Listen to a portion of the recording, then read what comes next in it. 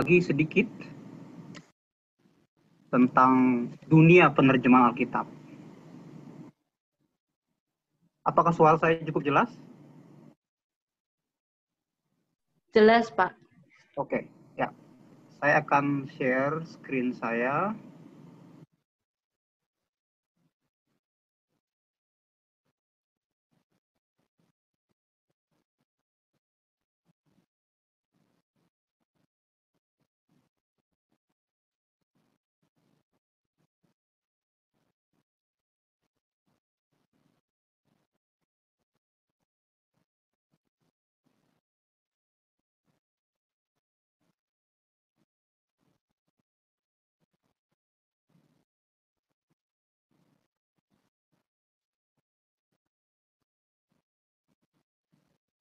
Ya, baik.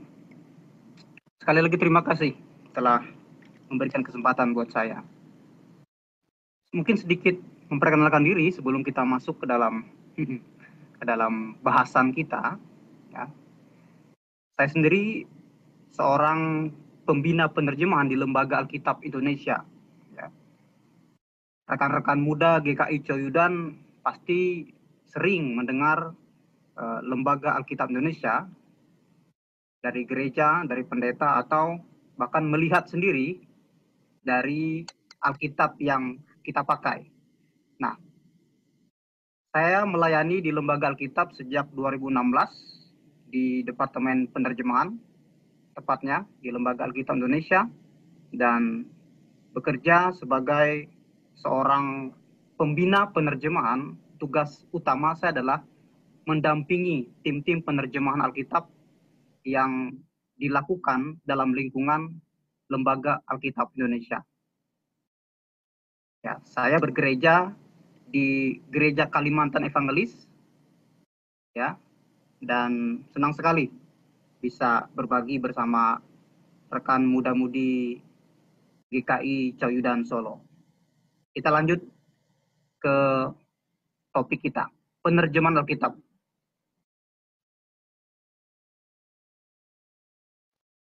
Saya jadikan sebuah tema besar untuk kita renungkan bersama-sama, yaitu Alkitab yang sama sekaligus berbeda. Apa maksudnya? Mari kita telusuri bersama-sama. Pertama-tama, apa itu Alkitab? Alkitab adalah kumpulan tulisan-tulisan yang berisi kesaksian iman umat Kristiani tentang hubungan Allah dan umatnya. Dan dalam Alkitab itu kita melihat bahwa penerjemahannya melibatkan pemahaman dan merupakan bagian yang tak terpisahkan dari sejarah Alkitab itu sendiri. Nah, kalau kita mau memikirkan sebuah tema yang sangat spesifik, yaitu penerjemahan Alkitab, kita perlu paham dulu apa itu Alkitab. Saya mau mengajak rekan-rekan muda GKI Coyudan untuk merenungkan dua dimensi Alkitab. Ya. Dimensi pertama adalah dimensi ilahi. Itulah sebabnya Alkitab kita sebut sebagai firman Tuhan, firman Allah yang tertulis. Tetapi jangan kita lupa bahwa ada dimensi lain, yaitu dimensi manusiawi. Alkitab merupakan produk sejarah umat beriman. Alkitab ditulis dan berangkat dari situasi manusia, sejarah manusia, diturun alihkan dari generasi ke generasi orang percaya. Dan satu hal yang penting untuk kita ingat juga bahwa dalam iman Kristen tidak ada bahasa suci. Ya, tidak ada bahasa suci. Dan dengan memperhatikan dua dimensi inilah, kita sebagai orang percaya bisa meyakini bahwa Alkitab, terjemahan Alkitab, itu dikerjakan oleh manusia, tapi juga punya wibawa sebagai firman Tuhan. Nah, ini menarik untuk pertama-tama kita renungkan bersama-sama. Sehingga kita tidak langsung mengait-ngaitkan dengan dimensi-dimensi yang ditekankan oleh komunitas yang lain. Ya. Nah, kita lanjut. Alkitab ditulis dalam rentang waktu yang amat panjang. Kita bisa bayangkan, 1.500 tahun kira-kira. Dan telah menjadi saksi hidup peradaban umat manusia. Dan seperti umumnya kita ketahui bersama, Alkitab ditulis dalam bahasa Ibrani untuk Perjanjian Lama, bahasa Aram sebagian kecil Perjanjian Lama, yaitu kitab Daniel dan Ezra, itu sebagian kecil ya, sebagian besar itu bahasa Ibrani.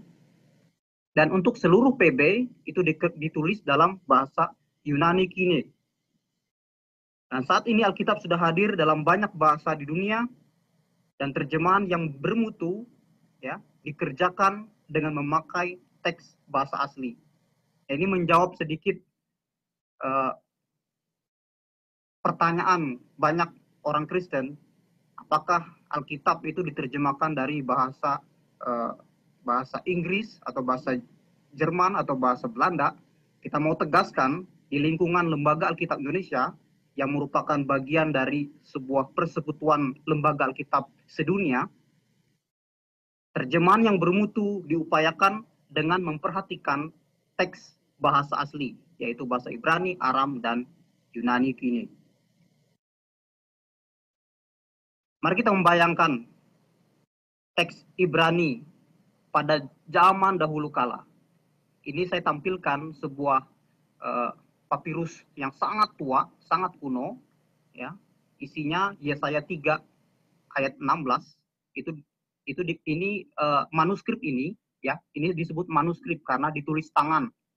Nah, kita tahu bersama tidak ada mesin cetak zaman dulu pada abad kedua sebelum Masehi. Jadi sekitar 200 tahun sebelum Tuhan Yesus hadir di bumi. Ini juga, dan ini perjanjian baru, yaitu sepotong dari manuskrip Injil Yohanes sekitar tahun.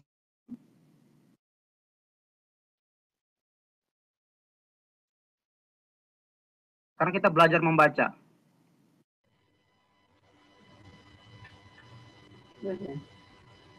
Ini merupakan teks dalam bahasa Ibrani. Barangkali rekan-rekan muda pernah melihat atau pernah belajar sedikit atau pernah mendengar pendeta atau teman-teman yang pernah belajar bahasa kuno ini. Saya kasih contekannya di bawah, bagaimana cara membacanya. Rekan-rekan bisa ikuti. Ashrei haish ashir lo halak beatsat peshaim ubderek hataim lo amat ub moshaf lecim lo yashaf.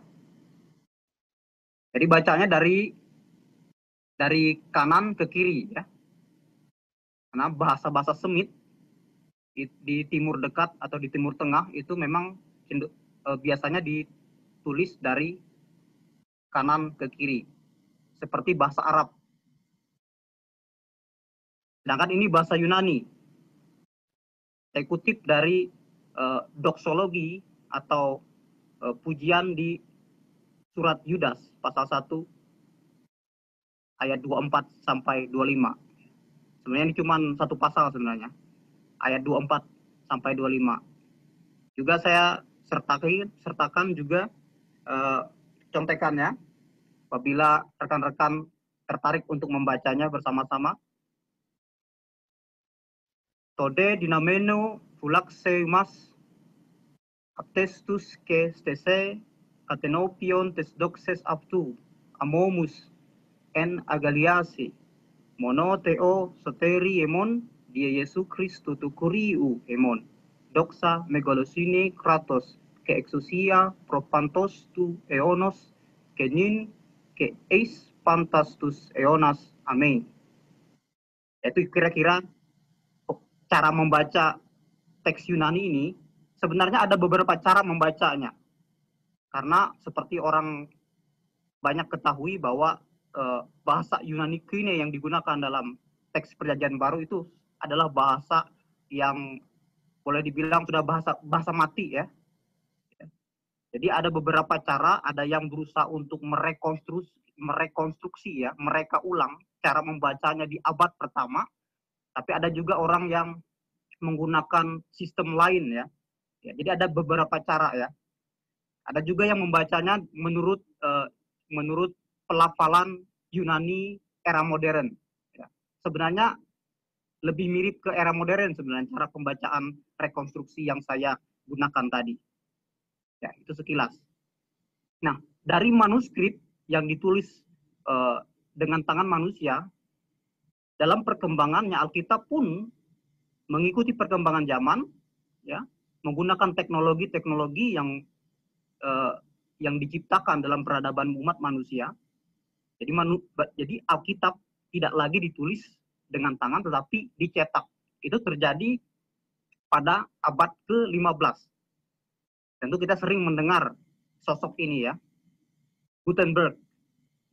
Gutenberg dikenal sebagai penemu mesin cetak. Dan buku cetak pertama yang dicetak oleh Gutenberg, kita bisa tebak, yaitu Alkitab itu sendiri. Yaitu Alkitab dalam bahasa Latin, Biblia Latina, itu terbit tahun 1454 sampai 1455. Jadi ini menarik ya, ada perkembangan, pergeseran dari manuskrip ke Alkitab cetak.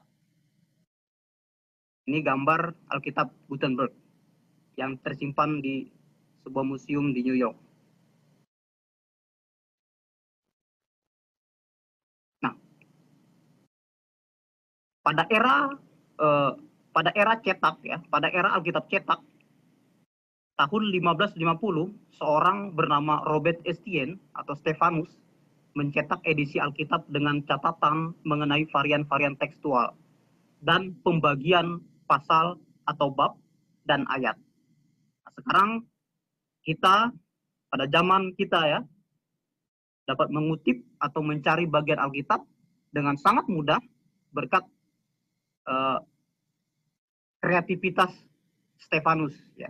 Kita perlu berterima kasih pada Stephanus ini yang mengawali sebuah cara untuk menentukan tempat-tempat di mana ayat-ayat atau bagian-bagian Alkitab itu bisa ditemukan atau dikutip dengan lebih mudah ya, pasal, bab, dan ayat.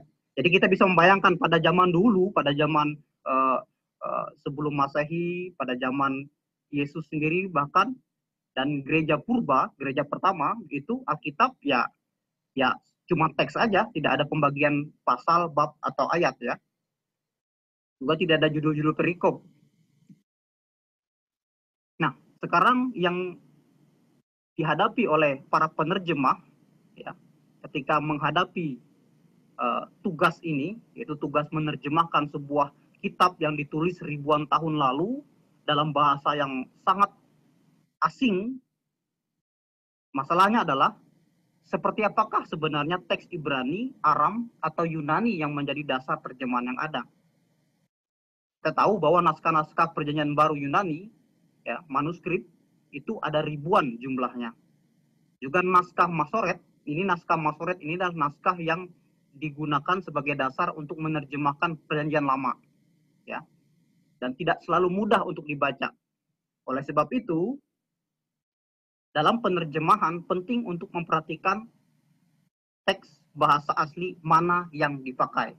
Jadi karena ada beragam edisi, ada beragam teks ya, dengan kualitas yang bermacam-macam juga, maka pada era kita, pada era modern khususnya, semakin terasa dorongan untuk menemukan atau memiliki edisi yang bisa dipercaya, edisi yang bisa dianggap sebagai edisi yang bagus kualitasnya.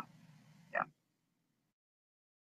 Lembaga Alkitab Indonesia merupakan anggota dari Perserikatan Lembaga Alkitab Sedunia atau United Bible Societies. Kita mengikuti rekomendasi sebagai berikut. Untuk perjanjian lama, kita menggunakan Biblia Hebraica Südgatensia, terbitan Lembaga Alkitab Jerman. Edisi yang terbaru yaitu edisi kelima, ya, Biblia Hebraica Quinta, juga tersedia untuk kita konsultasikan, meskipun masih belum lengkap. Ya. Untuk PB, kita menggunakan The Greek New Testament edisi 5 atau Nestle Aland edisi ke-28. Itu yang terbaru ya. Meskipun ini dua edisi yang berbeda, tetapi teksnya sebenarnya sama ya. Hanya catatan kritis yang menyertai teks utama atau teks Alkitabnya itu berbeda. Hanya perbedaan catatan aja. Kalau teks Alkitabnya sama. Nah, barangkali kita bertanya-tanya, kalau kita sudah punya Alkitab edisi yang sudah dibakukan atau distandarkan, dari mana teks itu berasal? Nah, untuk Perjanjian Lama, teks yang menjadi dasar untuk terbitan itu adalah Codex Leningradensis. Ini merupakan naskah Alkitab Ibrani tertua yang masih tersimpan. Kira-kira dari tahun 1008 atau 1009 Masehi, jadi abad pertengahan. Sekarang disimpan di National Library of Russia di Saint Petersburg, Rusia. Dan teks inilah yang dimuat dalam edisi Biblia Hebraica Stuttgartensia yang saya sebutkan tadi. Ini fisik bukunya, dan ini cetakannya. Kita perhatikan ada bagian utamanya, bagian atas itu teks Ibraninya, dan ada catatan-catatan kecil di bawahnya ini. Itu layout dari edisi Biblia Hebraica Stuttgartensia. Jadi teksnya bersumber dari Codex Leningradensis.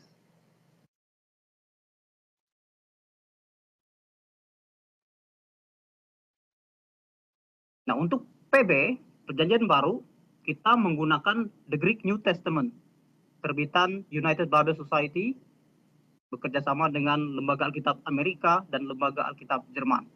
Jadi bentuk fisiknya seperti ini. Layoutnya umumnya sama seperti yang saya tunjukkan tadi untuk Perjanjian Lama. Jadi ada teks utama seperti Alkitab, terus di bawahnya ada catatan-catatan kritis atau kritikus aparatus. Biasanya para ahli menyebutnya seperti itu. Catatan kritis. Apa sih fungsi catatan kritis? Barangkali kita bertanya ya. Umumnya seorang penerjemah ketika menerjemahkan Alkitab, dia tidak hanya menerjemahkan mentah-mentah, katakan gitu ya, dari teks utama ini. Tetapi ketika ada hal-hal yang kadang-kadang membingungkan atau butuh penjelasan, catatan kritis di bawah ini sangat membantu untuk seorang penerjemah untuk mengambil keputusan.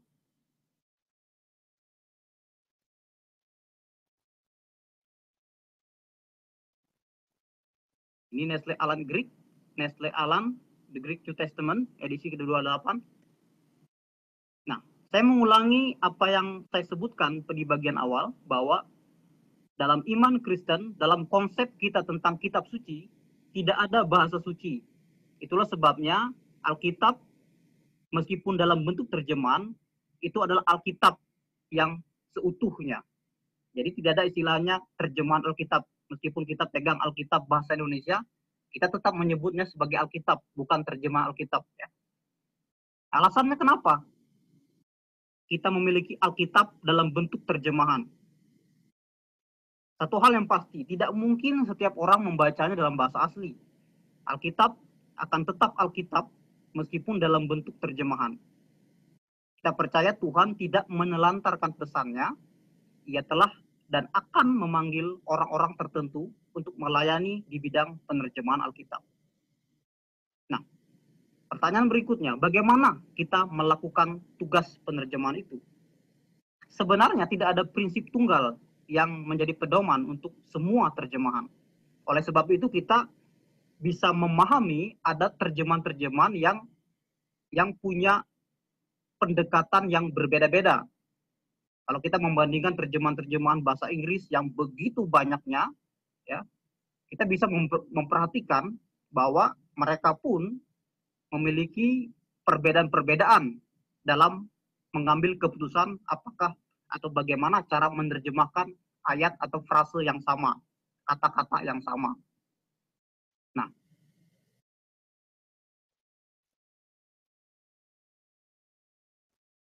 Sedikit kilas balik.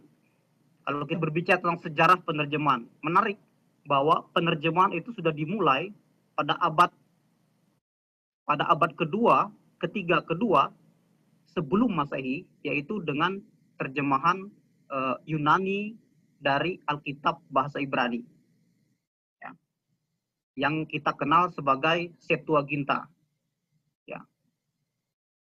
Penerjemahan dilakukan ketika bahasa Ibrani digantikan bahasa Aram sebagai bahasa sehari-hari. Jadi pernah suatu masa bahasa Ibrani yang menjadi bahasa pengantar orang-orang Israel ketika itu digantikan oleh bahasa Aram. Itu kira-kira terjadi abad ke-8 dan abad ke-6 sebelum Masehi. Kala itu kerajaan Persia menguasai dunia dan sebelumnya mempromosikan pemakaian satu bahasa saja, yaitu bahasa Arab. Dan itulah yang mendorong kemudian Alkitab Ibrani, Alkitab dalam bahasa Ibrani itu pada abad kedua, sekitar tahun 100-an, itu diterjemahkan ke dalam bahasa yang paling banyak dipakai pada masa itu, yaitu bahasa Yunani. Ya. Kita tahu bahwa pada setelah Raja Makedonia yang sangat terkenal bernama Alexander Agung menguasai dunia, ia pun menyebarkan suatu ide bahwa harus ada satu peradaban, yaitu peradaban Yunani yang harus menjadi pusat di seluruh dunia. Itulah yang menyebabkan banyak orang, termasuk orang-orang yang berbahasa Ibrani, akhirnya juga harus berhadapan dengan kenyataan ini dan masuk dalam dunia orang Yunani.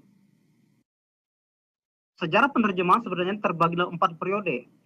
Periode mula-mula sudah kita bicarakan tadi, yaitu dimulai dengan penerjemahan Alkitab Ibrani ke dalam bahasa Yunani, yang kita kenal sekarang dengan istilah Septuaginta. Itu kira-kira abad ketiga dan kedua. Kemudian pasca reformasi, itu ditandai dengan Alkitab terjemahan Luther tahun 1534. Kemudian periode ketiga yaitu periode misi tahun 1800-an. Itu pengaruhnya sampai ke Nusantara. Jadi terjemahan-terjemahan Alkitab di Nusantara pada tahun 1800-an itu bagian dari periode misi. Dan terakhir adalah periode ekumenis. Itu ditandai dengan kerjasama interdenominasi, terutama antara gereja-gereja Protestan dan gereja Katolik. Itu terjadi kira-kira sejak tahun 1960-an. Barangkali menarik kalau kita sedikit banyak membahas periode-periode selanjutnya setelah penerjemahan Alkitab dalam bahasa Yunani. Selama berabad-abad, ya, Alkitab yang dipakai oleh gereja itu Alkitab dalam bahasa Latin. Namun pada periode reformasi, Martin Luther memainkan peranan penting dalam sejarah penerjemahan Alkitab. Nah, sebagai bagian dari agenda reformasinya itu, Martin Luther menerjemahkan Perjanjian Baru bahasa Yunani ke dalam bahasa ibunya, yaitu bahasa Jerman. Terbit tahun 1534, Alkitab Luther ini diterjemahkan langsung dari bahasa Ibrani dan Yunani. Ini Luther lakukan karena dia yakin bahwa setiap orang, siapapun dia, jadi tidak hanya imam, tidak hanya orang-orang yang terlibat dalam pelayanan di gereja, tidak hanya mereka yang berhak memiliki akses terhadap Alkitab.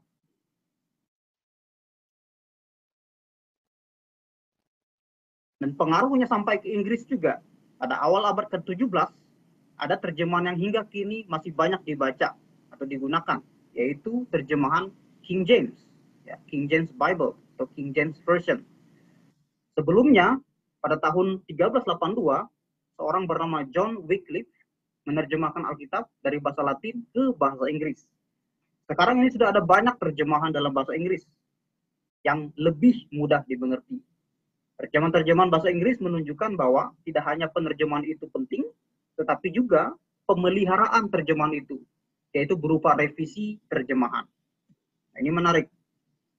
Pada periode ketiga, yaitu periode misi, penerjemahan Alkitab berlangsung dalam gerakan penginjilan dari Eropa ke Asia dan Afrika.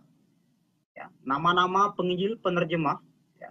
Jadi pada masa itu, kalau orang melayani sebagai penginjil, jadi berkarya di suatu daerah, itu biasanya mereka tugas mereka adalah menerjemahkan Alkitab. Saya sebut saja beberapa nama. Henry Martin dalam bahasa Parsi, William Carey dalam bahasa Bengali, Robert Morrison dalam bahasa Mandarin, Robert Moffat dalam bahasa Setswana, Adoniram Judson dalam bahasa Burma, dan lain-lain. Nah, bagaimana dengan Alkitab di Nusantara? Alkitab di Nusantara juga merupakan bagian dari sejarah penerjemahan yang sangat penting. Di Nusantara sendiri, penerjemahan Alkitab dimulai dengan terjemahan Injil Matius oleh Albert Cornelis Ruyle. Selesai diterjemahkan tahun 1612, ya, terbit tahun 1629. Jadi ini menarik ya. Dia selesai tahun 1612, jadi itu sekitar 1 tahun setelah King James Bible terbit. Kemudian seluruh PEB dikerjakan oleh Daniel Broverius dalam bahasa Melayu tahun 1668, Klinkert menerjemahkan PEB ke dalam bahasa Melayu dialek Semarang tahun 1863, Alkitab lengkap kemudian diterjemahkan oleh Melchior Leidecker tahun 1733 dan H.C. Klinkert tahun 1879. Sementara itu terbit juga terjemahan-terjemahan bahasa daerah. Ada bahasa Jawa, ada bahasa Dayak Ngaju, bahasa Batak Toba, bahasa Bugis, Sunda, dan lain-lain. Mari kita lihat salah satu contoh terjemahan dari abad ke-17. Ya. Terjemahan pertama dalam bahasa Melayu yang dikerjakan oleh seorang saudagar Belanda. Bukan seorang penginjil, bukan seorang pendeta, tapi dia seorang saudagar, ya, seorang pedagang VOC waktu itu yang tertarik untuk menerjemahkan. Doa Bapa kami dalam terjemahan Ruyle berbunyi seperti yang bisa kita lihat, ya. Bapa kita yang berduduk ke dalam surga, bermukmin menjadi akan namamu, ajakmu mendatang, kehendakmu menjadi di atas bumi seperti di dalam surga. Berilah kita makananku sedekahlah hari. Maka berampunlah pada kita dosa kita, seperti kita berampun akan siapa bersalah kepada kita. Jangan hantar kita kepada setan, tetapi mohonlah kita daripada iblis. Karenamu ampunnya hukuman dan kekuasaan dan kebesaran sampai kekal. Amin. Kita bayangkan ya, bahasa Melayu pada zaman itu berbunyi atau berbentuk seperti ini.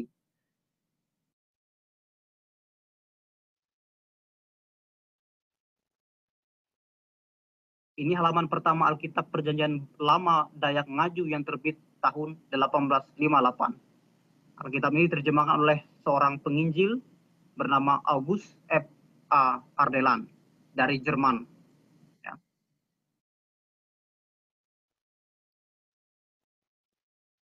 Ini Perjanjian Baru terjemahan Klinkert tahun 1863. Saya bacakan ayat 1 dan ayat 2. Terjemahan PB yang dikerjakan oleh seorang Belanda bernama Klinkert.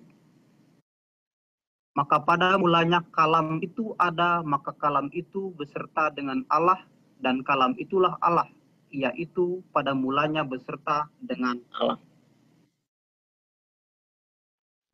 Lagi-lagi kita bisa membayangkan bentuk bahasa Melayu yang digunakan ketika itu.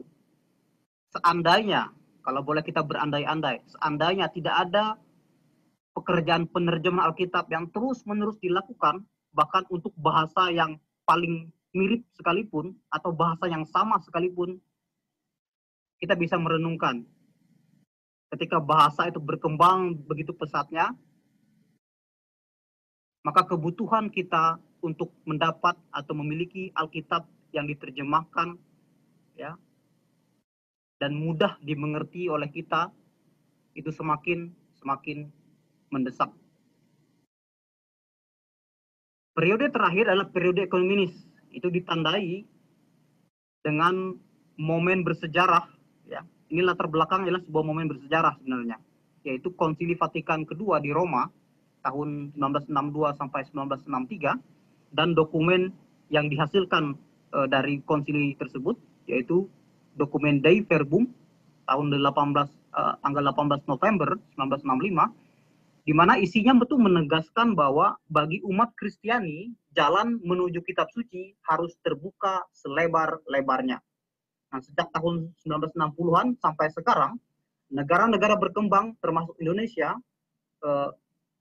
penerjemahan dalam bahasa-bahasa yang ada dilakukan bukan lagi oleh misionaris, bukan lagi oleh penginjil, melainkan penutur bahasa itu sendiri. Menurut seorang pakar penerjemahan Alkitab Daud Susilo, periode ini juga bisa disebut sebagai periode ekumenis yang ditandai kerjasama antara umat Yahudi, Katolik, dan Protestan. Nah, di level internasional, secara konkret kerjasama ini terwujud dalam kesepakatan bersama antara United Bible Societies dengan Vatikan, diwakili oleh Secretariat for Promoting Christian Unity yang tertuang dalam dokumen berjudul Guiding Principles for Interconfessional Cooperation in Translating the Bible, terbit 1967. Kita masuk ke bagian kedua, di mana kita akan melihat lebih dekat seluk-beluk menerjemahkan Alkitab. Mudah-mudahan pada bagian kita bisa lebih mampu untuk membayangkan apa yang dilakukan oleh penerjemah Alkitab di balik layar, di dapur penerjemahan. Mari mulai dengan kompleksitas penerjemahan Alkitab itu sendiri. Kompleksitas itu berupa problem atau masalah, persoalan. Jadi setiap pekerjaan itu pasti ada problem ya, ada tantangannya. Kita sebut saja itu sebagai tantangan. Tantangan pertama adalah tantangan leksikal, problem leksikal, seperti kata pinjaman, idiom, istilah, arti kata dalam konteks, nama-nama tumbuh-tumbuhan dan binatang, ukuran dan timbangan. Yang kedua, tantangan tata bahasa.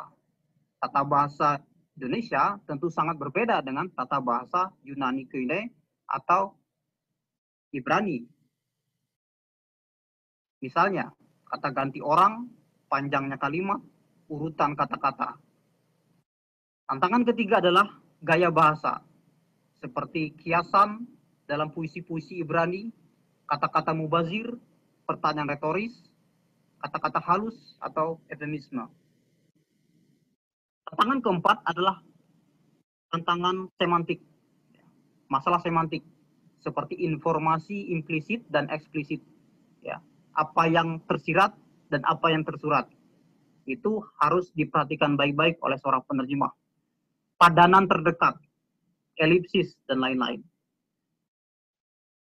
Tantangan kelima adalah masalah tekstual dan eksegetis, seperti kemungkinan terjemahan yang berbeda, teks sumber yang berbeda, dan lain sebagainya. Nah, perlukah terjemahan Alkitab direvisi? Sebelumnya kita sudah menyinggung bahwa di sebuah terjemahan, meskipun dikerjakan dengan sangat baik, dengan sangat cermat dan teliti, namun jika kita memahami bahwa bahasa itu berjalan atau berkembang secara sangat dinamis dan berubah dari waktu ke waktu, maka kita harus menanyakan pertanyaan ini. Perlukah terjemahan Alkitab direvisi? Tentu ini akan menjadi bahan pemikiran bagi banyak orang, terutama orang Kristen yang sudah memahami bahwa Alkitab adalah firman Allah. Namun, ya, perlu juga kita mengingat seperti yang sudah saya singgung di bagian awal, bahwa dua dimensi dari Alkitab itu sendiri, yaitu dimensi ilahi dan dimensi manusiawi. Kita tidak mungkin mengubah Alkitab, ya, pesannya, ya, dan lain sebagainya. Tetapi kita bisa melihat Alkitab itu sebagai sebuah pesan tertulis dalam bahasa manusia yang harus selalu diperbaharui mengikuti perkembangan bahasa itu sendiri, sehingga pesan ilahi itu, pesan keselamatan dari Tuhan itu tetap terjaga dan tidak luntur oleh waktu. Saya mengutip dari pernyataan dari American Bible Society yang membuat pernyataan seperti ini secara ringkas yang bisa menggambarkan apa yang jadi persoalan. Tidak ada terjemahan Alkitab yang dapat dianggap sebagai terjemahan yang final, ya. Sebab Alkitab harus menyapa setiap generasi, dari generasi ke generasi, dengan kejelasan yang tidak luntur oleh waktu. Kita bisa lihat di sini 4 alasan klasik kenapa Alkitab itu perlu diperbaharui. Pertama, perkembangan dalam bahasa penerima. Kita tahu sendiri, bahasa berubah, bahasa berkembang. Bahkan kalau kita berbicara tentang bahasa Ibrani atau bahasa Yunani, orang Ibrani, orang yang bisa berbahasa Ibrani sekarang atau bisa berbahasa Yunani di negara Yunani sana, belum tentu bisa memahami teks Yunani dalam Alkitab. Ya, jadi itu tantangan yang terbesar. Kedua, ada perkembangan penelitian teks sumber. Ya, pada bagian awal kita menyinggung tentang edisi-edisi yang standar, ya, edisi kritis kita sebut demikian. Sebuah edisi kritis dalam edisi-edisi yang diterbitkan dari tahun dari edisi 1 dan edisi yang lainnya, itu selalu mempertimbangkan kepelbagaian, ya, atau perkembangan dari penelitian teks sumber. Kemudian yang ketiga, perkembangan ilmu tafsir atau eksegesis. Dan keempat, perkembangan ilmu penerjemahan.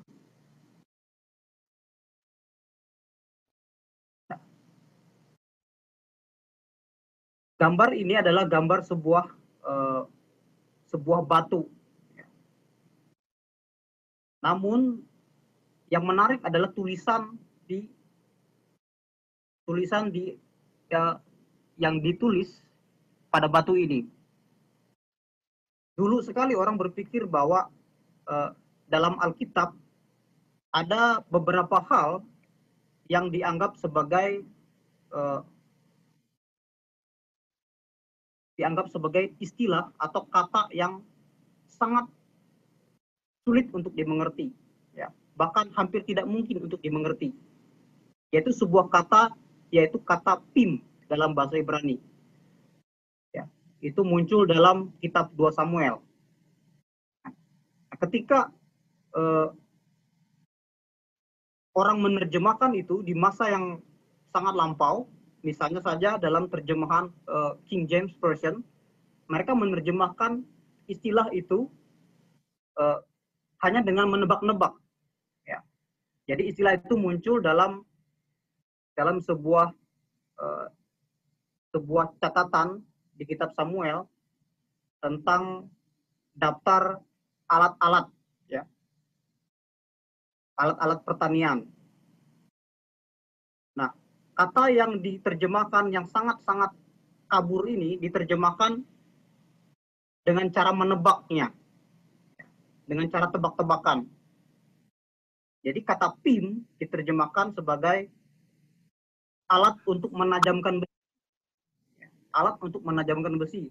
Namun pada abad ke-20 ditemukan benda ini, ya, sehingga mempengaruhi cara penerjemah-penerjemah untuk menerjemahkan istilah yang sama, tetapi berdasarkan perkembangan dalam dunia penelitian Alkitab. Dalam hal ini arkeologi. Jadi benda ini merupakan sebuah batu timbangan, ya, dan memiliki berat tertentu. Ya. Tapi kata yang tertulis dalam batu ini, yang diukirkan di batu inilah kata yang sama yang digunakan dalam Alkitab. Sehingga orang semakin meyakini bahwa terjemahan yang digunakan oleh terjemahan-terjemahan zaman dulu, misalnya King James Version di abad ke-17, itu keliru. Ya. Sehingga terjemahan yang lebih baru di abad ke-20 menerjemahkannya secara berbeda. Ya. Yaitu semacam ukuran berat, ya, ukuran berat beberapa sikal gitu. Itu satu contoh gimana perkembangan diskusi ilmiah tentang arkeologi Alkitab, dunia Alkitab, bahasa Alkitab itu mempengaruhi cara penerjemah dari masa ke masa untuk menerjemahkan Alkitab.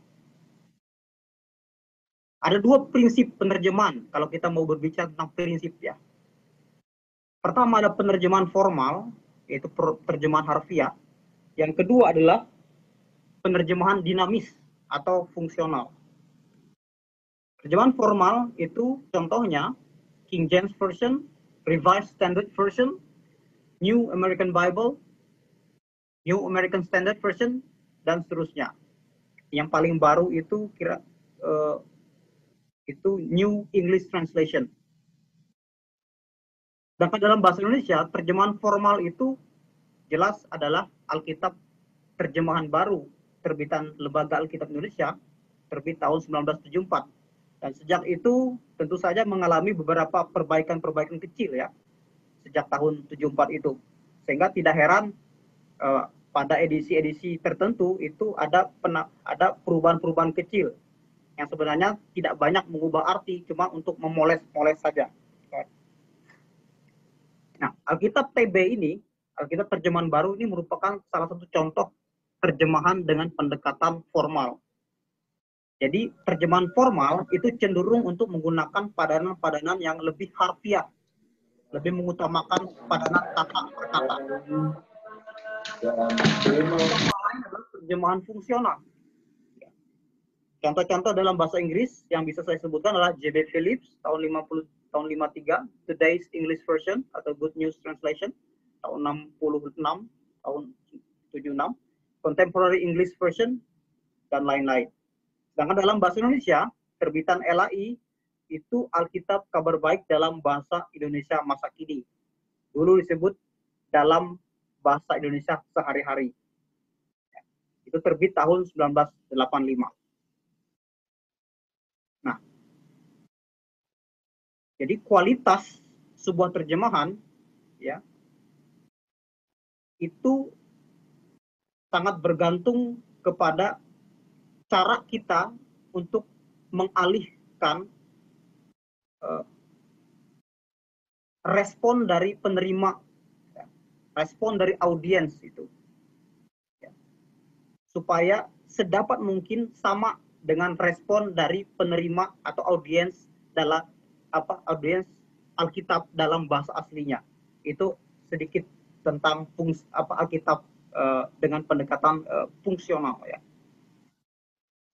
Jadi ada teorinya, ya. Ini Naida dan Taber itu dua tokoh yang mengembangkan pendekatan penerjemahan Alkitab dengan cara dinamis fungsional. Itu berkembang di tahun 60-an, 70-an, 80-an. Termasuk juga sampai ke Indonesia, ya, dengan terbitnya Alkitab dalam bahasa Indonesia masa kini. Intinya Alkitab ini berusaha untuk menekankan ketersampaian makna Alkitab itu sendiri, bukan kata per kata, tapi gagasan ke gagasan. Jadi pesannya diutamakan. Jadi tidak harfiah seperti Alkitab terjemahan baru. Ada juga jenis terjemahan yang bersifat adaptasi, ya. Jadi sangat-sangat luas, tidak terlalu ketat dengan kata-kata atau istilah-istilah, tetapi berusaha untuk secair mungkin, sefleksibel mungkin, tanpa mengurangi atau melemahkan pesan dari Alkitab sendiri. Misalnya, contoh, kalau dalam Mazmur 23 ayat 1 sampai 4 ini saya kasih contoh. Mazmur Daud, ya, dalam terjemahan formal, terjemahan baru, terbitan LAI, itu disebutkan di ayat 2, ia membaringkan aku di padang yang berumput hijau, ia membimbing aku ke air yang tenang, ia menyegarkan jiwaku, ia menuntun aku di jalan yang benar oleh karena namanya. Dalam terjemahan yang berbentuk adaptasi, dia menggunakan kata-kata atau gagasan-gagasan yang lebih fleksibel, lebih cair, lebih dinamis, ya. Ia membaringkan aku di atas rumput hijau dan menuntun aku sepanjang anak sungai yang tenang akhirnya. Ia memulihkan keadaan diriku. Ia menolong aku untuk melakukan apa yang benar dan yang memuliakan Dia. Jadi ada perbedaan yang sangat jelas antara terjemahan formal dan terjemahan adaptasi. Ya. Terjemahan adaptasi ini saya ambil dari firman Allah yang hidup. Ya, sebuah terjemahan yang sangat-sangat dinamis.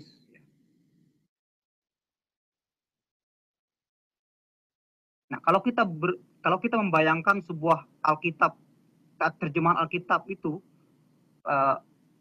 ada Alkitab terjemahan baru, ada BIMKA, ada NIV, ada New Revised Standard Bible, ada English Standard Version. Itu tentu melihat nuansa-nuansa yang sama, seperti kita membandingkan Alkitab TB yang tadi dengan Alkitab Firman Allah yang hidup, atau dengan Alkitab dalam bahasa Indonesia sehari-hari. Nah,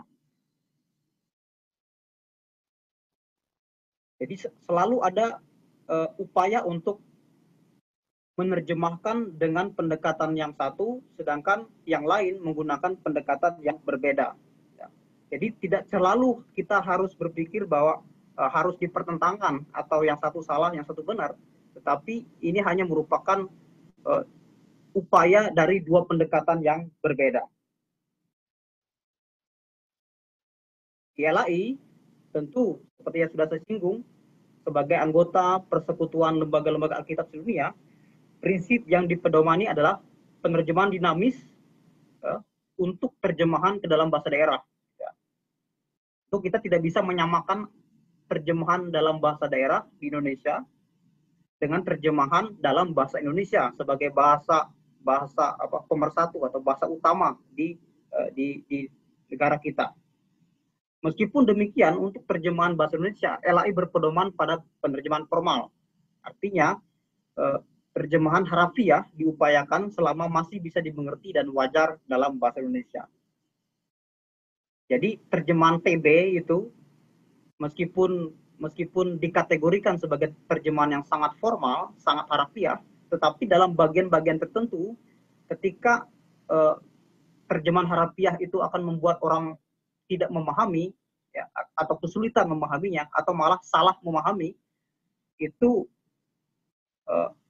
pendekatan pun bisa diatur, ya, sehingga tidak selalu harus harafiah di setiap bagian, tetapi bagian-bagian tertentu di mana dia rasa perlu lebih dinamis, maka akan digunakan pendekatan yang lebih dinamis. Jadi tidak ada sebenarnya Alkitab yang betul-betul formal atau betul-betul dinamis. Selalu ada semacam upaya untuk menegosiasikan kedua pendekatan itu. Dan itu yang dilakukan oleh terjemahan baru sebenarnya. Kita beralih ke situasi di negara kita, ya. Menurut Badan Pengembangan dan Pembinaan Bahasa Kementerian Pendidikan dan Kebudayaan, di Indonesia ada 652 bahasa daerah. Sedangkan menurut SIL, Summer Institute of Linguistics, ini sebuah badan yang punya concern untuk memetakan bahasa-bahasa ada di seluruh dunia, ya, termasuk di Indonesia. Dan menurut data dari SIL ini, ada 719 bahasa daerah, dan 707 diantaranya masih aktif dituturkan.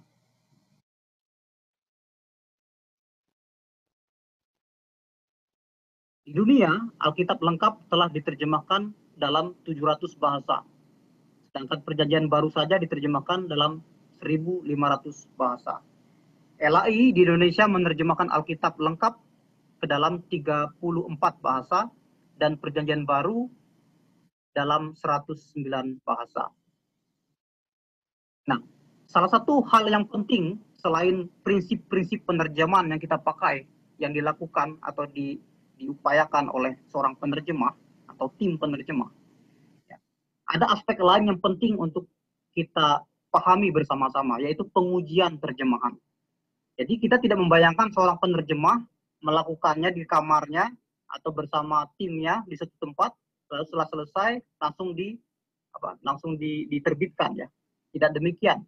Dalam pengalaman LAI menghasilkan terjemahan baru tahun 94 itu dilakukan pengujian dengan meluncurkan kabar baik 1955 yang berisi sejumlah pilihan ayat-ayat Alkitab untuk melihat respons jemaat atas bahasa Indonesia yang digunakan tim penerjemah.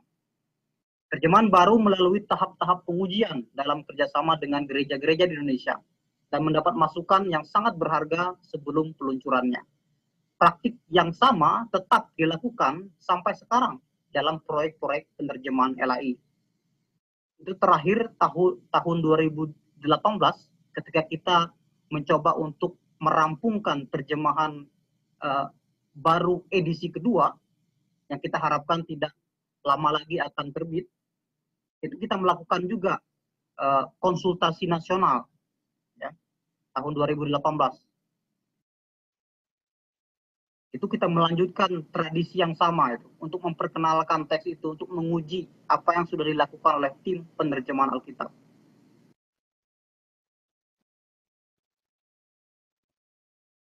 Bahkan dalam proyek penerjemahan bahasa daerah di seluruh Indonesia, tahapan di mana kita melibatkan jemaat atau pembaca Alkitab dalam bahasa yang bersangkutan itu merupakan tahapan yang sangat krusial, sangat penting, yang tidak boleh dilewatkan. Jadi itu penting, ya. Jadi tujuannya sebenarnya adalah agar apa yang dikerjakan itu, ya, apa yang diupayakan oleh penerjemah itu akan bisa dipastikan dipakai oleh jemaat. Jadi bukan sekedar sebagai proyek penerjemahan, ya, tetapi sebagai cara untuk bersama gereja, bersama orang percaya untuk menghasilkan sebuah terjemahan yang berkualitas, di mana orang bisa berjumpa dengan Allah, berjumpa dengan Kristus melalui pesan atau firman-Nya yang tertulis. Kita masuk ke contoh-contoh. Sedikit contoh yang saya akan pilih. Di sini di Roma 12 ayat 20, ya, itu terjemahan dari terjemahan baru Alkitab TB, itu berbunyi sebagai berikut. Dengan berbuat demikian, kamu menumpukan bara api di atas kepalanya. Dalam Roma, di pasal yang sama, di ayat yang sama, dalam Alkitab bahasa Indonesia masa kini, itu digunakan frase atau ungkapan yang berbeda. Karena dengan berbuat demikian, saudara akan membuat dia menjadi malu. Jadi terjemahan baru, ya, terjemahan baru sebagai sebuah terjemahan yang formal, dia menerjemahkan apa adanya. Dulu kan dia cerita tuh, Papa Cik Tia masuk rumah sakit. Dia menerjemahkan apa adanya, apa yang sudah terungkap dalam teks Ibrani, teks Yunaninya, di perjanjian baru, ya, teks Yunaninya. Karena memang teks Yunaninya mengatakan bahwa memang menumpukan bara api. Tetapi dalam terjemahan yang lebih menekankan makna atau pesannya, ungkapan menumpukan bara api itu diterjemahkan secara lebih dinamis, sehingga maknanya lebih tersampaikan. Jadi saudara akan membuat dia menjadi malu. Menumpukan bara api artinya membuat seseorang menjadi malu. Contoh 2. Berbahagialah orang yang miskin di hadapan Allah. Itu Matius 5 ayat 3, terjemahan TB. Dalam bahasa daerah, ini saya pakai contoh bahasa Dayak di Kalimantan Tengah, bahasa Dayak Manyan, itu berbunyi sebagai berikut. Tu sanang marauh ulun saka ingkam angaan badaya nelang ekat itege harap witu Tuhan. Itu kalau saya terjemahkan balik, itu artinya seperti ini. Sungguh senang enak orang yang merasa tidak berdaya dan hanya berpengharapan pada Tuhan. Terasa sekali perbedaannya kan? Jadi ungkapan miskin di hadapan Allah tentu tidak bisa dengan mudah dipahami oleh pendengar di Kalimantan Tengah ya, apalagi orang-orang yang tidak terbiasa dengan ungkapan-ungkapan atau istilah-istilah yang asing seperti ini ya. Maka terjemahan dalam bahasa Dayak Maanyan itu menggunakan ungkapan yang lebih dinamis, yang lebih menekankan makna dari miskin di hadapan Allah itu. Jadi miskin di hadapan Allah itu berarti tidak berdaya dan hanya menaruh harapan pada Tuhan. Ini contoh yang ketiga. Ini lebih rumit sebenarnya, tapi mari kita coba. Dalam terjemahan New American Bible, Kejadian 1 ayat 1 itu diterjemahkan in the beginning, pada permulaannya, when God created the heavens and the earth. When God created the heavens and the earth. Dalam TB diterjemahkan pada mulanya Allah menciptakan langit dan bumi. Sedangkan dalam BIMK, terjemahan yang sangat yang dinamis ya, ayat yang sama diterjemahkan pada mulanya waktu Allah mulai menciptakan alam semesta. Apa yang membedakan terjemahan TB dengan terjemahan NAB dan BIMK? Rupanya terjemahan TB memahami ayat 1 itu sebagai kalimat yang utuh. Sedangkan BIMK dan NAB memahaminya sebagai kalimat yang harus diikuti oleh anak kalimat. Ayat 2 dan seterusnya. Jadi tidak berhenti di ayat 1. TB menerjemahkan secara sangat harafiah karena memang dalam teks Ibrani-nya memang berhenti di kata bumi. Ya. Reshit bara Elohim et hasyamayim u et haares. Titik. Ya. Jadi TB itu kelihatan sangat harafiah dengan menerjemahkan sebagai satu kalimat utuh. Nah, sekarang ini lebih menarik. Imamat 11 ayat 7. Babi atau babi hutan. Ya. Dalam TB itu diterjemahkan demikian juga babi hutan, ya, karena memang berkuku belah, yaitu kukunya bersela panjang, tetapi tidak memamah biak. Haram itu bagimu. Bandingkan dengan NIV. And the pig, though it has a divided hoof, does not chew the cud, it is unclean for you. Tentu saja kita langsung bisa memahami, kita langsung bisa melihat bahwa babi hutan itu berbeda dengan babi biasa ya. Ya. The pig, the swine, gitu. Ternak babi. Dan kalau kita lihat teks Ibrani-nya sebenarnya kata yang dipakai itu jelas menunjukkan bahwa itulah babi hutan, bukan babi piaraan. Ya. Dan memang dalam konteks umat Yahudi, umat Israel ketika itu belum dikenal yang namanya kebiasaan menternakkan babi ya, sehingga sangatlah wajar TB menggunakan istilah babi hutan supaya jelas bahwa babi yang dimaksud adalah bukan babi piaraan. Namun tentu saja itu membuat persoalan sebenarnya, karena dengan menerjemahkan babi hutan, pembaca langsung mengaitkannya dengan kenyataan bahwa babi hutan itu mengandaikan adanya babi yang lain selain babi hutan. Jadi itu persoalan terjemahan yang cukup rumit sebenarnya. Itu juga yang mendasari kenapa terjemahan NIV, King James Version, New Revised Standard, dia menggunakan cukup babi saja, lebih umum. Entah itu babi hutan atau babi apa, yang jelas itu hewan yang umumnya dikenal dengan nama atau istilah babi.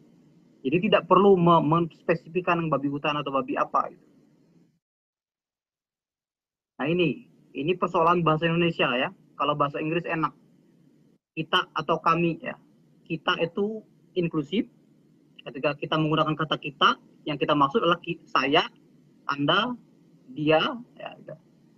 Tapi kalau kami itu hanya saya dan orang-orang selain orang yang sedang saya tuju, sedang saya alamatkan, atau lawan bicara saya. Gitu kan. Itu muncul dalam Wahyu 7 ayat 11 sampai 12. Mau malaikat berdiri mengelilingi tahta dan tua-tua dan keempat makhluk itu. Mereka sujud di hadapan tahta itu dan menyembah Allah.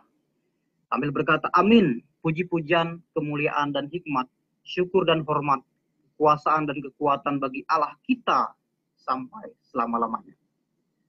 Sedangkan sebuah terjemahan yang sangat tua ya, dari tahun 50-an, itu terjemahan Injil namanya, yang menggunakan kata kami, bukan kita. Amin, pujian dan kemuliaan dan hikmat dan syukur, hormat dan kekuasaan dan kekuatan kepada Allah kami sepanjang segala abad. Amin.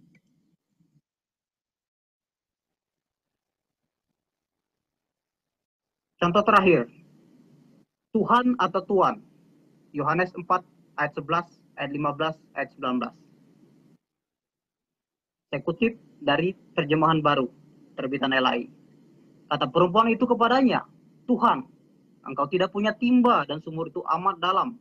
Dari manakah engkau memperoleh air hidup itu? Ayat 15 dan 19 juga digunakan istilah atau kata Tuhan untuk menyapa Yesus atau Tuhan Yesus. Namun yang menarik di sini adalah perempuan itu belum mengenal Yesus.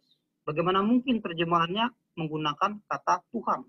Sedangkan perempuan Samaria itu yang berjumpa dengan Yesus di dekat sumur itu, di pasal 4 Injil Yohanes, sehingga banyak orang mengatakan bahwa seharusnya bukan Tuhan, tetapi Tuan.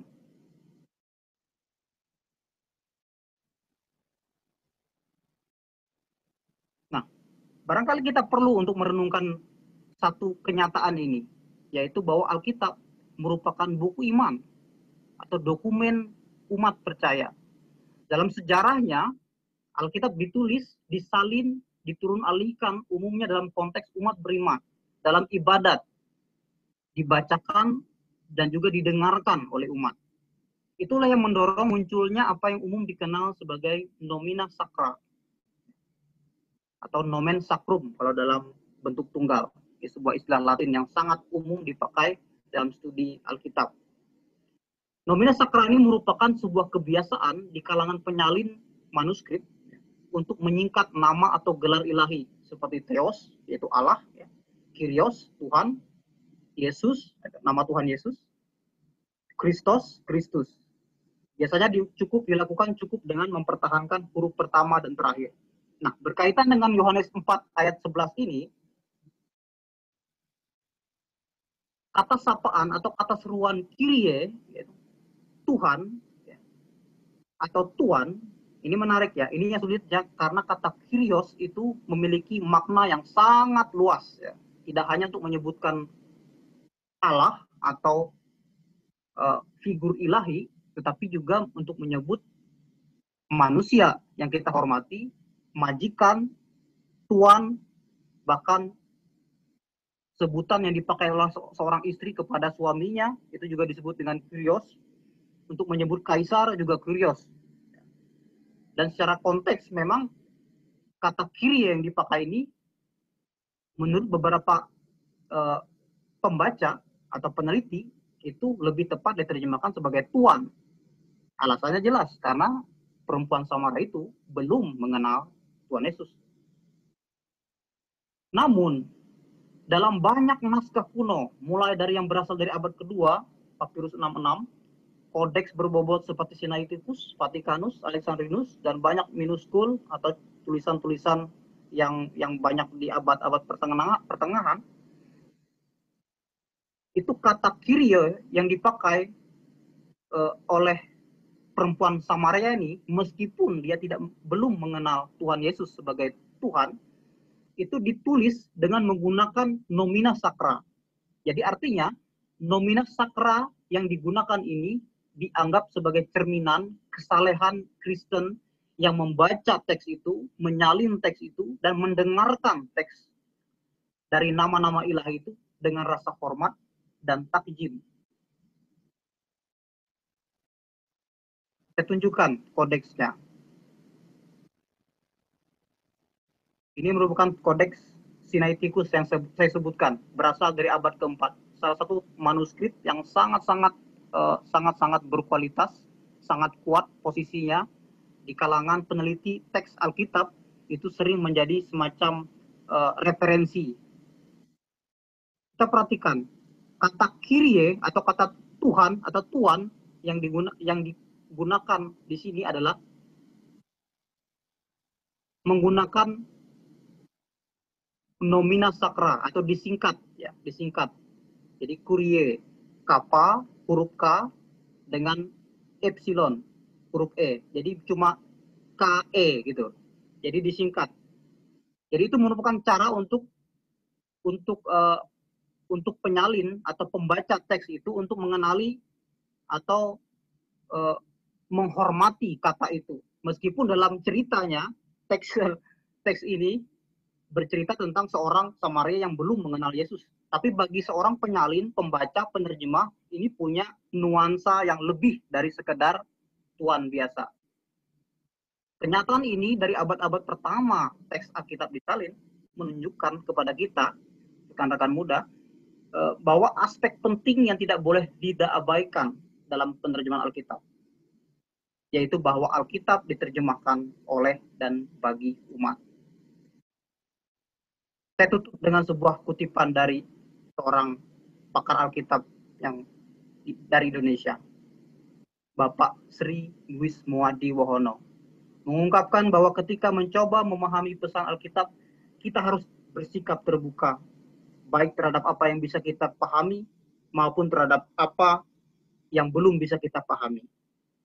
Melalui keterbukaan inilah Roh Kudus bekerja dengan cara yang tidak kita ketahui. Di hadapan iman, di hadapan firman Tuhan, memang kita harus terus belajar untuk bersikap rendah hati. Demikian materi dari saya. Tuhan Yesus memberkati. Terima kasih atas perhatian.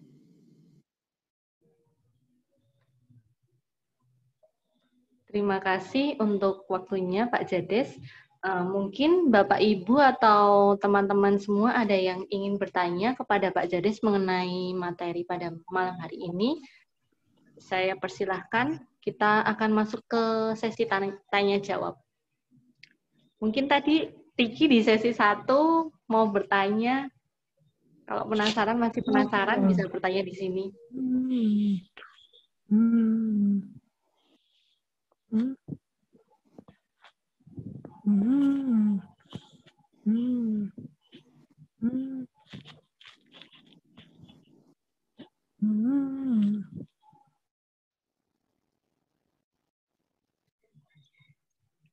Kalau belum ada yang bertanya, saya mau bertanya, Pak.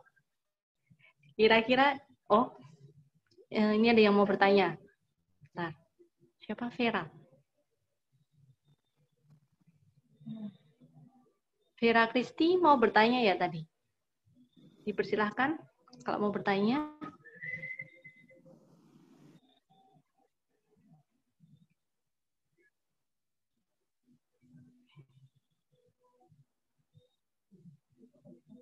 Oh, kepencet. Ya, baik. Terima kasih. Kalau gitu saya mau tanya, Pak. Saya mau tanya gini, Pak. Kan dalam proses penerjemahan itu, kan kita harus baca Alkitab tuh, Pak. Nah, kira-kira penerjemah itu baca Alkitabnya udah berapa kali ya, Pak? Berkali-kali. tapi yang menarik ya, yang menarik mungkin saya bagikan ya. Membaca Alkitab berkali-kali seperti yang dilakukan oleh penerjemah Alkitab, tentu mereka melakukannya itu dengan rasa kagum, rasa takjub yang tidak bisa diungkapkan dengan kata-kata. Saya saja sebagai seorang pendatang baru dalam dunia penerjemahan Alkitab, saya seringkali merasa malu dengan diri saya sendiri.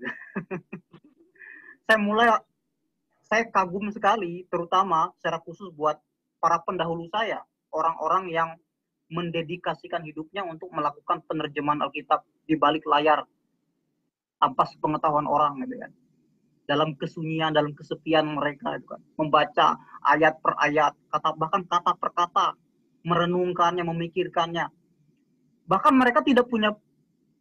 mereka saya yakin sama seperti saya, tidak kepikiran untuk menghafalnya. Artinya begini, maksud saya begini, kita kadang-kadang sangat kagum melihat orang bisa hafal ayat Alkitab gitu ya. Apalagi kita nih rekan-rekan muda ya, ini mungkin sangat relevan untuk kita ya renungkan bersama-sama. Kita sibuk, kita pengen terlihat rohani dengan menghafal ayat Alkitab.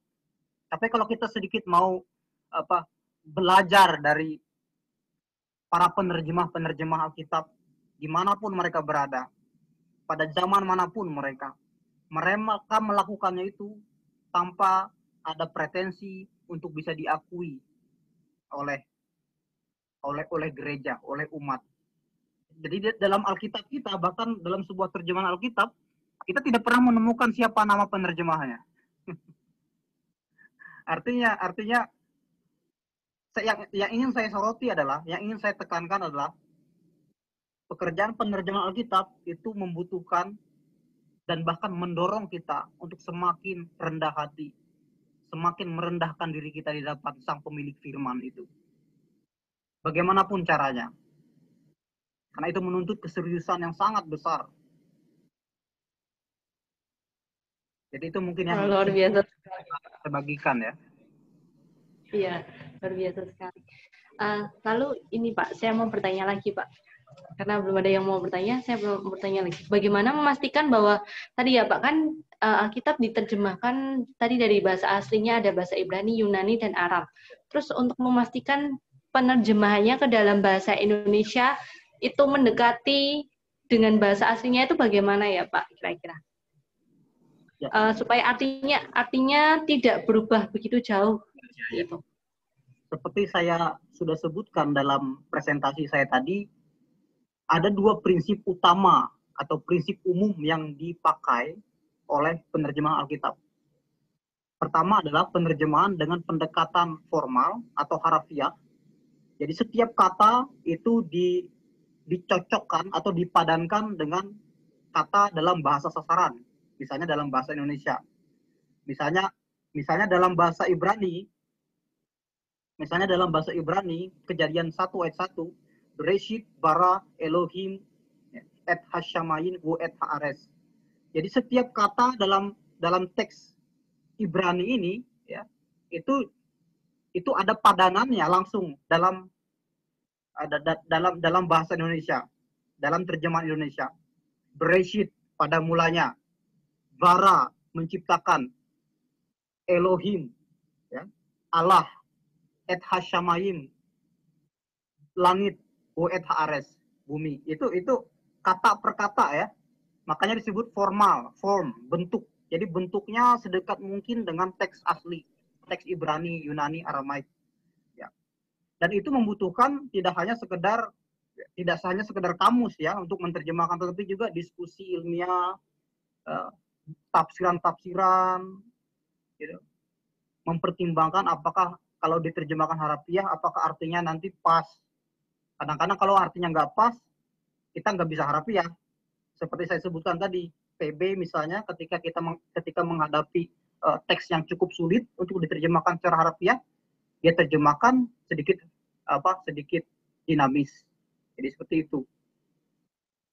Jadi proses di balik itu cukup rumit ya. Makanya saya upayakan agar kompleksitas atau kerumitan penerjemahan Alkitab itu bisa kita pahami ya, kita hargai ya. Baik Pak, terima kasih. Ini kelihatannya ada yang bertanya nih Pak, dari Joanna. Joanna bertanya, seorang penterjemah Alkitab, latar belakang pendidikannya kira-kira apa ya? Wah, ini menarik ini, yang jarang orang ketahui ya. Kalau dari sisi akademik ya, dari segi akademik, tentu kita membedakan ya antara penerjemah ya yang bekerja dengan bahasa tertentu ya, dengan penerjemah dengan bahasa-bahasa seperti bahasa Indonesia yang sudah luas ya, yang sangat luas pemakaiannya. Itu sangat bergantung konteksnya sebenarnya. Ada banyak kasus, pasti kita mengharapkan seorang penerjemah itu punya kualifikasi yang tinggi ya, kalau bisa doktor ya. Tapi kenyataannya tidak mungkin seperti itu ya. Ada banyak situasi misalnya di bahasa-bahasa di pelosok Kalimantan atau di pelosok Nusa Tenggara, di Papua sana, di mana punya seorang penerjemah dengan kapasitas sarjana itu sangat sulit untuk ditemukan misalnya. Ya, sehingga dan banyak dari orang-orang yang memang terpanggil untuk melakukan itu adalah orang-orang yang tidak punya latar belakang pendidikan yang ideal ya, yang kita harapkan ya. Tapi orang-orang yang betul-betul tulus pengen agar ada Alkitab dalam bahasa ibu mereka gitu kan. Jadi dalam konteks ini kita tidak bisa mengkategorikan ya kualifikasi akademis atau apa itu ya.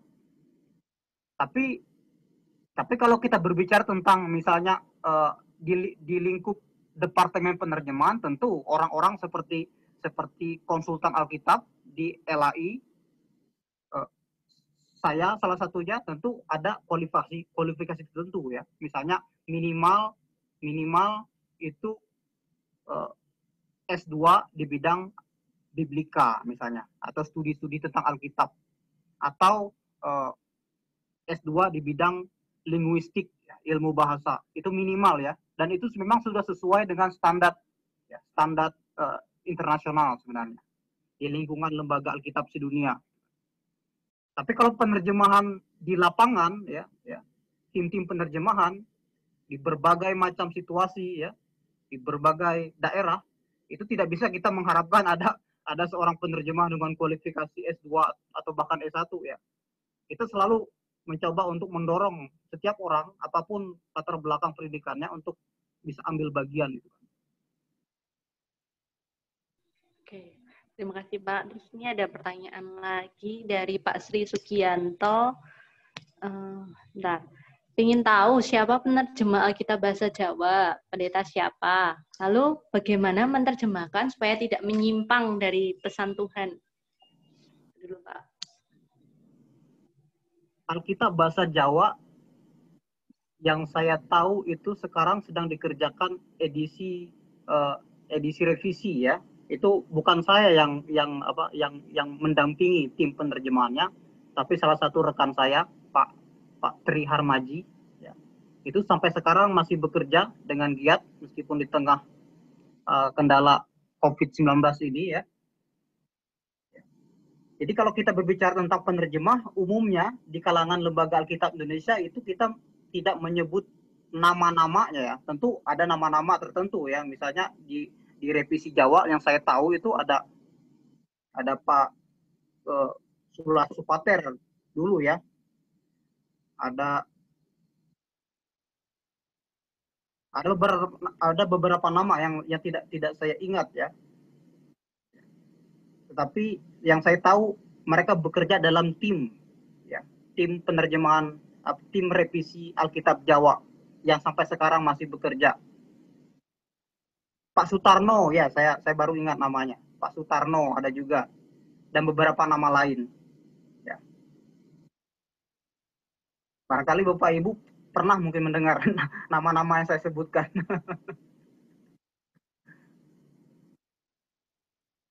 Ada pertanyaan lagi nih dari Tabita. Oh ya Pak, tadi yang bagaimana menerjemahkan supaya tidak menyimpang dari pesan Tuhan Pak? Belum terjawab tadi pertanyaannya. Saya sudah singgung ketika saya menanggapi pertanyaan yang pertama tadi, bahwa menerjemahkan itu tentu melibatkan sebuah studi yang cukup panjang ya. Sebelum seorang penerjemah mengangkat penanya atau membuka laptopnya untuk mengetik draft atau konsep terjemahannya, Dia mulai dengan membaca itu, merenungkannya, mempelajarinya, bahkan membuka tafsiran segala macam, ya, membuka kamus, ya. Tentu itu proses yang tidak bisa kita abaikan begitu saja, ya. Sehingga tahapan-tahapan itu seringkali kita anggap sebagai tahapan yang bisa kita kesampingkan, ya. Tetapi sebenarnya itu sangat krusial, ya. Sebelum seseorang itu mengangkat penanya untuk melakukan penerjemahan, untuk menulis konsep penerjemahan, itu ada diskusi, ada konsultasi dengan orang yang lebih ahli, ya. Dan yang penting, ini mungkin harus saya highlight, ya. Dan yang paling penting adalah pekerjaan itu dilakukan dalam sebuah tim. Ini yang menarik, ya. Sehingga tidak ada semacam kalau toh ada kesalahan dari seorang penerjemah, ketika itu dipresentasikan dalam sebuah tim, maka ada berbagai macam cara, ya, dari orang-orang dalam tim itu, anggota tim itu, untuk bisa mengkritisi terjemahan dari penerjemah ini. Dan seorang penerjemah harus membuka dirinya, harus rendah hati untuk menerima, ya, kritikan dari rekan-rekan dalam satu tim. Dan konsultan penerjemahan dari Lembaga Alkitab Indonesia, seperti yang saya lakukan, dan memang tugas saya mendampingi mereka, mendengarkan diskusi mereka, dan jika mereka memiliki persoalan, saya siap untuk membantu mereka untuk mencari solusi. Jadi pekerjaan tim itu harus kita tekankan, ya, ketika kita berbicara tentang pekerjaan penerjemahan Alkitab.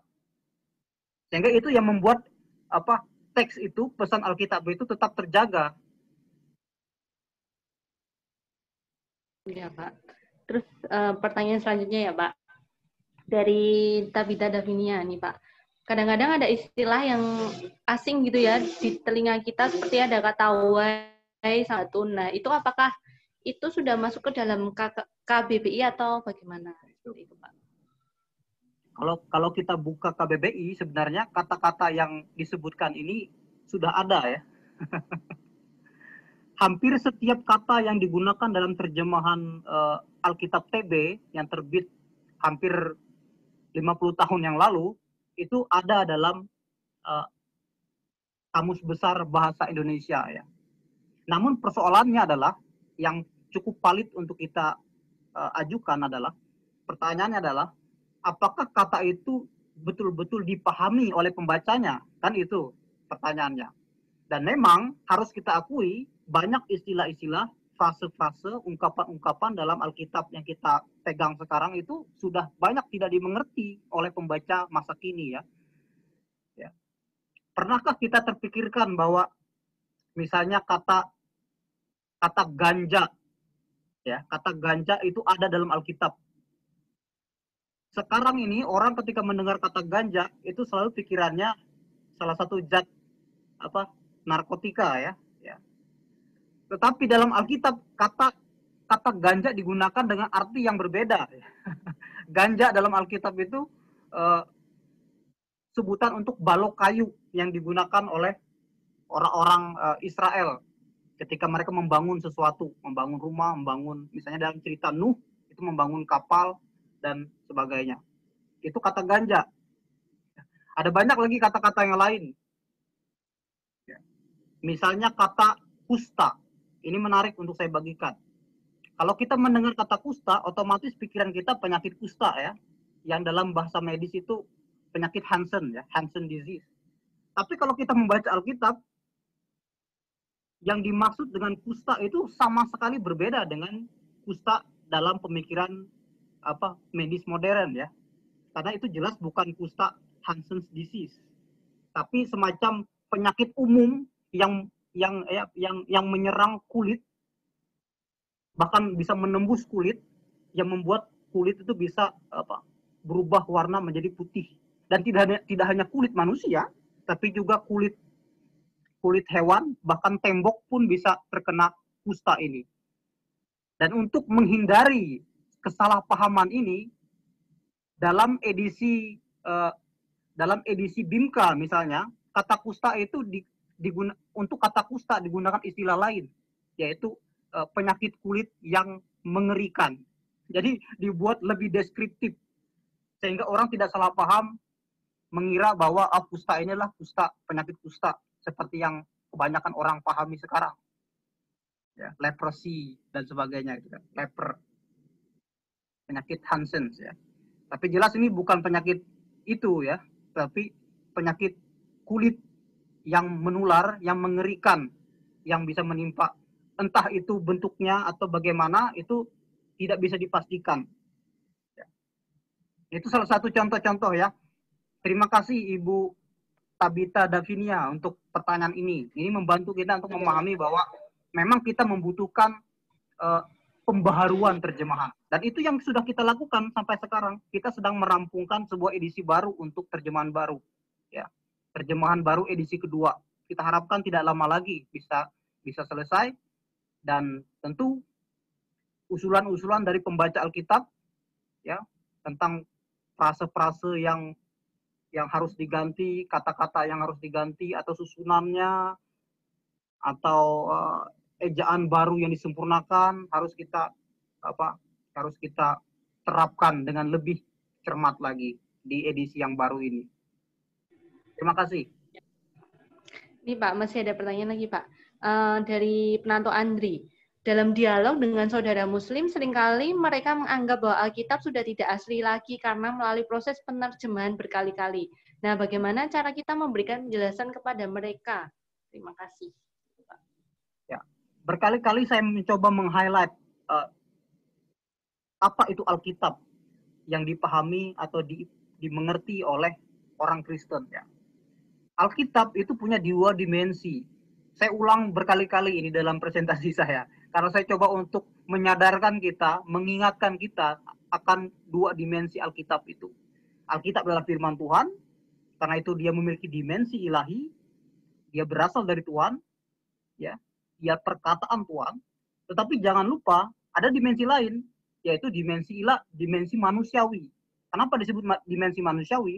Karena Alkitab itu tidak turun dari langit, tidak didiktekan dari langit, tetapi ditulis berdasarkan pergumulan umat ya dalam perjumpaan mereka dengan Tuhan, perjumpaan yang otentik yang mereka saksikan dan mereka tuliskan dalam Alkitab, dan itu memakan waktu yang tidak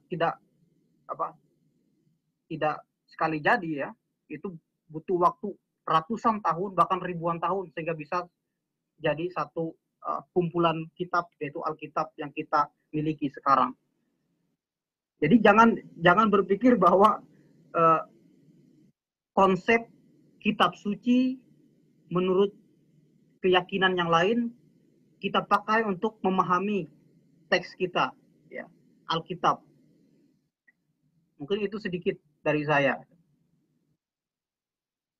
Sehingga penerjemahan Alkitab itu selalu memperhatikan dua dimensi tadi. Kita direnungkan sebagai firman Tuhan, ya, dikerjakan dengan penuh dedikasi karena kita mengerjakan sebuah tugas yang berasal dari Tuhan. Ya. Tapi di sisi lain kita sadar betul apa yang kita lakukan itu punya potensi, ya, punya celah untuk melakukan kesalahan. Ya. Jadi kita harus sadar juga akan hal itu. Ya. Sehingga ya pekerjaan ini adalah pekerjaan yang menuntut dedikasi dan kerendahan hati kita sebagai manusia yang tentu memiliki kelemahan, keterbatasan ya.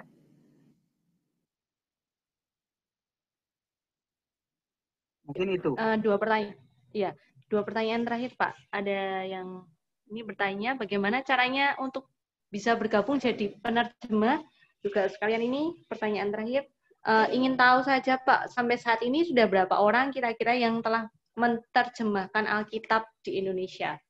Jadi yang pertama bagaimana cara bergabung jadi penerjemah, terus yang kedua berapa orang yang menjadi penerjemah Alkitab di Indonesia? Oke. LAI, Lembaga Alkitab Indonesia, dalam pelayanannya tidak pernah bekerja sendirian. Jadi ketika Lembaga Alkitab Indonesia melakukan tugasnya, dia selalu melibatkan gereja. Ya. Kenapa? Karena LAI adalah mitra gereja-gereja di Indonesia. Jadi itu juga berlaku dalam pekerjaan penerjemahan. Jadi dalam pekerjaan penerjemahan tidak pernah LAI datang langsung ke suatu tempat lalu menanyakan bahasa apa ini lalu menerjemahkan Alkitab. Tidak. Permintaan, kebutuhan penerjemahan itu selalu disampaikan dari gereja itu sendiri. Jarang sekali ada individu yang langsung menyatakan kebutuhan sebuah Alkitab dalam bahasa tertentu, tetapi komunitas atau gereja di suatu tempat. Ya. Mereka menghubungi lembaga Alkitab, menuliskan surat, menyampaikannya bahwa memang dibutuhkan sebuah Alkitab dalam bahasa ini. Lalu kita melakukan survei, kita lalu melakukan kerjasama dengan gereja yang bersangkutan. Jadi prosesnya selalu melibatkan gereja. Ya.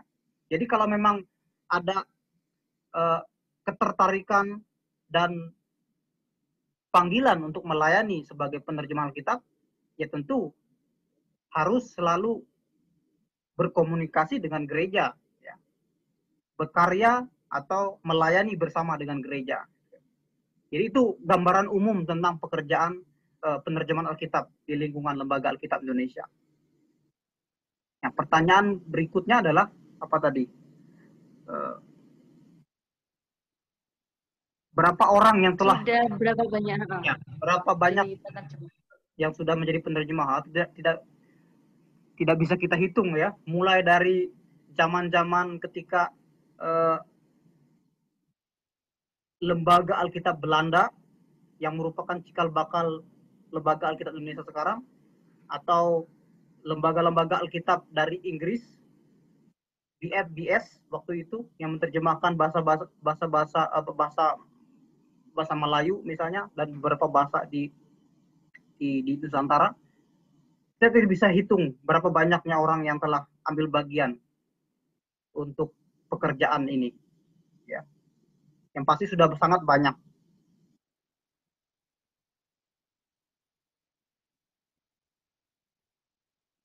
Oke, terima kasih Pak untuk waktunya, juga terima kasih untuk teman-teman semua, Bapak Ibu yang juga sudah mengikuti Zoom ini dari awal hingga akhirnya. Juga ini ada sedikit pengumuman. GKI Coyudan dalam rangka bulan misi akan mengadakan penggalangan dana untuk revisi Alkitab bahasa Nias. Nah, kita mengajak rekan-rekan muda dan seluruh jemaat untuk berpartisipasi. Nanti untuk info selanjutnya bisa dilihat pada waktu ibadah minggu. Gitu.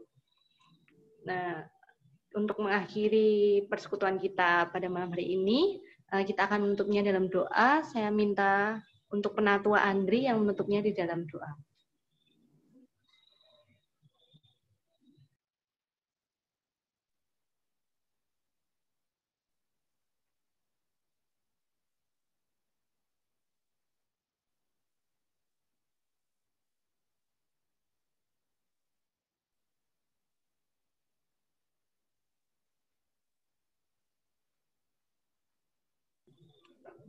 Kandri, bisa dibuka mic-nya?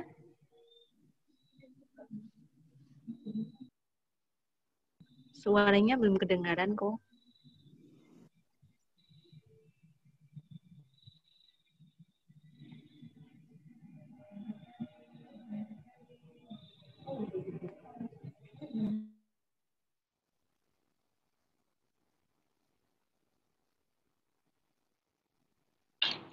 Halo.